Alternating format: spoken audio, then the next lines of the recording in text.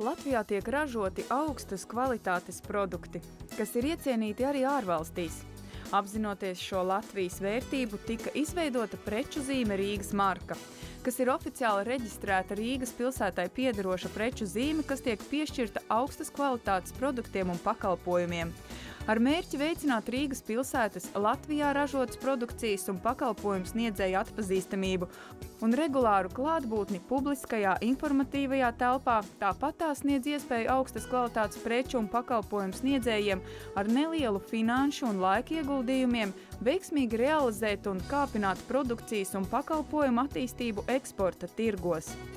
Viens no nozīmīgākajiem tirgiem ir Krievijas tirgus. Tāpēc šajā nedēļā Jevgenijs Primakovs, Krievijas Federācijas tirzniecības un rūpniecības palātas prezidents, Krievijas Zinātņu akadēmijas situāciju analīzes centra vadītājs, aicināja uz diskusiju Latvijas tirzniecības un rūpniecības pārstāvjus, Krievijas Federācijas tirzniecības un rūpniecības palātas pārstāvjus, kā arī uzņēmēju kluba Rīgas marka pārstāvjus.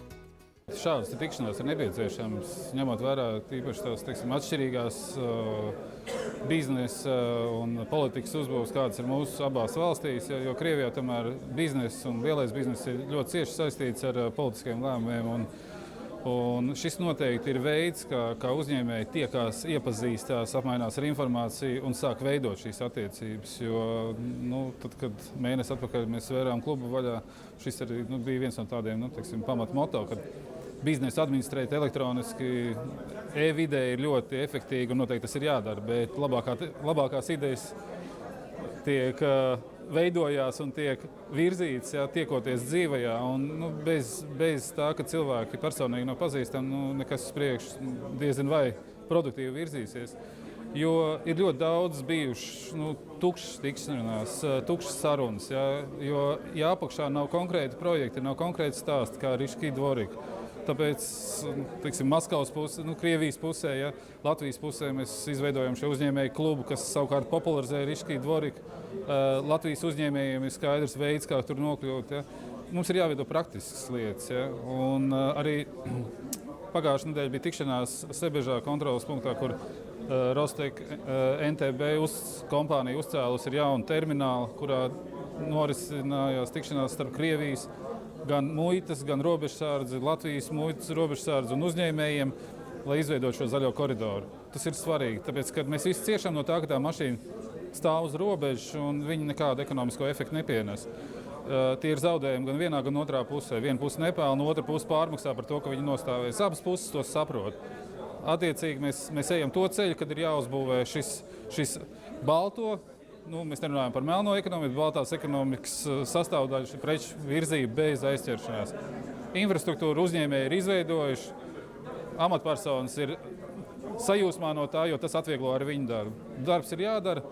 Šajā tikšanās reizē arī es vērsos pie Primakova par viņa, informējot viņu par šādām aktivitātēm un prasot arī atbalstu, jo šī ietekme no politikas šeit ir, arī šim procesam ir visnotaļ liela. Redzēt, kā vēsturē ir, kad biznesa cilvēku uzņēmēji vienmēr apvienojas kaut kādā kopumā, lai ietekmētu savas tautas valsts attīstību. Tādā virzienā, kā viņi uzskata par to viņiem vajadzīgā virzienā varbūt. Pēdējos gados Latvijas tirzniecības un rūpniecības kamera ir ļoti sasniegusi tādu ļoti labu līmeni. Ar viņu rēķinās, ar viņu runā, gan valdībā, gan ekonomikas ministrijā, kas ir valdības sastāvdaļa, protams, gan saimā, gan arī, prezidenta līmenī. Un tā ideja, kas klubam ir faktiski, lai Latvijas tirzniecības un rūpniecības kamera nāktu klajā ar ļoti labi sagatavotu priekšlikumiem priekš mūsu valdības, saimas un arī prezidenta. Tā ir tā ideja. Jo pat par Latvijas tirzniecības rūpniecības kamera, kā jūs zināt, ir izaudzinājusi mūsu valsts prezidentu, vairākus ministrus. Bet tajā pašā laikā gribētos, kad ir kaut kāds kodols, kas ģenerē kaut kādas idejas, un otrkārt, kas kaut ko palabo Latvijas tirzniecības un rūpniecības kameras nostāju vienā otrā jautājumā. Tāda ir tā doma klubam. Un es to domu, protams, atbalstu. Līdz ar to es arī iesaistījos klubu veidošanā un esmu klubu dalībnieks. Mums uzņēmēju klubs nav organizācija, kas nodarbojas ar biznesu. Sabiedrisks nodibinājums, kas biznesam ļauj strādāt. Mērķis ir viens – pelnīt vairāk. Mums ir ierobežota resursu pieejamība no finanšu instrumentu. Attiecīgi mums ir jākāpina peļņa. Ja mēs nenokļūstam tuvāk pircējiem, šo peļņu mēs nevaram kāpināt tīri dabīgi. Jaudas nevaram palielināt, apjoms nevaram palielināt, esam maksimumā, tad jākāpina peļņa. Un šeit ir tā loģika, kāpēc ir jākļūst tuvāk, lētāk jābrauc uz turieni, jāved šī produkcija un kāpēc ir jākļūst šim produktam pašizmaksā lētākam. Un šis ir tieši tas instruments, tieši ar tādu filozofiju viņš arī tika būvēts. Mēs šādas tikšanās vērtējam ļoti augstu un tieši šāda rakstura tikšanās viņam ir faktiski kļūst par tradīciju, jo šī bija Primakova kunga trešā vizīte saistībā ar Latvijas Tirdzniecības un Rūpniecības kameru. Tas ir pirmkārt. Otrkārt, zīmīgi ir tas, ka neskatoties to, ka viņš jau savu aktīvo darbību tieši Tirdzniecības Rūpniecības kamerā ir pametis, bet turpina vadīt ļoti ietekmīgu un lielu uzņēmēju klubu, kurš darbojās pie Tirdzniecības un Rūpniecības kameras Krievijā, Merkurijs. Šī tikšanās, neskatoties uz to, viņa, jauno pozīcija, jebkurā gadījumā bija aktuāla, un vēl jau vairāk tādēļ, kad periodā starp viņa iepriekšējo vizīti un šīs dienas vizīti Krievijā ir palaists ļoti nopietns produkts, vai projekts, precīzāk sakot, kas ir iegūst nosaukumu krievu valodā Riskij dvorik, jo viņš tika taisīts vismaz patreiz priekš Maskavas.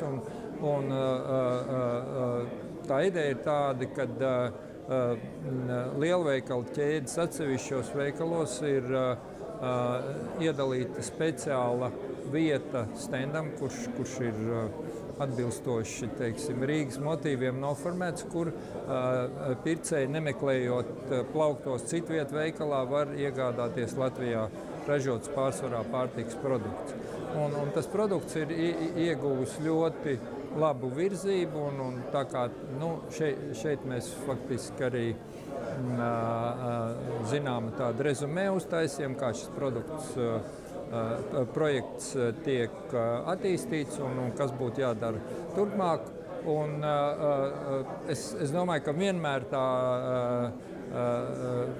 neapšaubām pievienotā vērtība, tiekoties ar Primakovu kungu, ir tas, ka šis cilvēks tiešām ir politiski un ekonomiski un visādā citā ziņā ārkārtīgi pieredzējis, un vienmēr ir interesanti dzirdēt viņa viedokli, un es domāju, ka Primakovs ir, ja runā par politiķiem, Primakovs ir viens no tiem Krievijas politiķiem, kuram vienmēr ir tāds līdzsvarots viedoklis, kas neaiziet galējībās. Un es domāju, ka nevelti arī šodien bija daudz jautājumu, kurus mēs varētu kvalificēt kā politisks dabas jautājumus. Es domāju, ka šī tikšanās ir jāuzskata par izdevušos. Я думаю, что они очень важны, потому что в непринужденной обстановке мы обсуждаем проблемы. И достаточно остро поднимаются вопросы с двух сторон. Это необходимо просто. Мы единомышленники в том плане, что мы все заинтересованы в развитии. И говорим о тех моментах, которые mešают развиваться нашим связям. Uzņēmēju tikšanās ar pieredzējušo Primakova kungu ir nozīmīgs solis Latvijas uzņēmēju un Rīgas marka dalībnieku sniegto pakalpojumu un produkciju stabilam noietam Krievijas tirgū, rodot apusē izdevīgus nosacījumus. Jāatzīmē, ka preču zīme Rīgas marka un ar to marķētās produkcijas priekšrocības tiek popularizētas visos Latvijas prioritārajos eksporta tirgos – Krievijā, Ukrainā, Baltkrievijā, Vācijā, Zviedrijā, Lielbritānijā un citur, sniedzot preču zīmi izmantojošiem uzņēmējiem un pakalpojumu sniedzējiem lielākas iespējas eksporta attīstīšanai. Latvijas uzņēmēji ir aicināti iesaistīties uzņēmēju klubā Rīgas marka, lai kopīgi nodrošinātu stabilu produkcijas un pakalpojumu eksportu. Vairāk par uzņēmēju klubu variet uzzināt mājaslapā www.rigamarka.com. Sižets tapis sadarbībā ar preču zīmes Rīgas marka dalībnieku uzņēmumu Itera Latvija.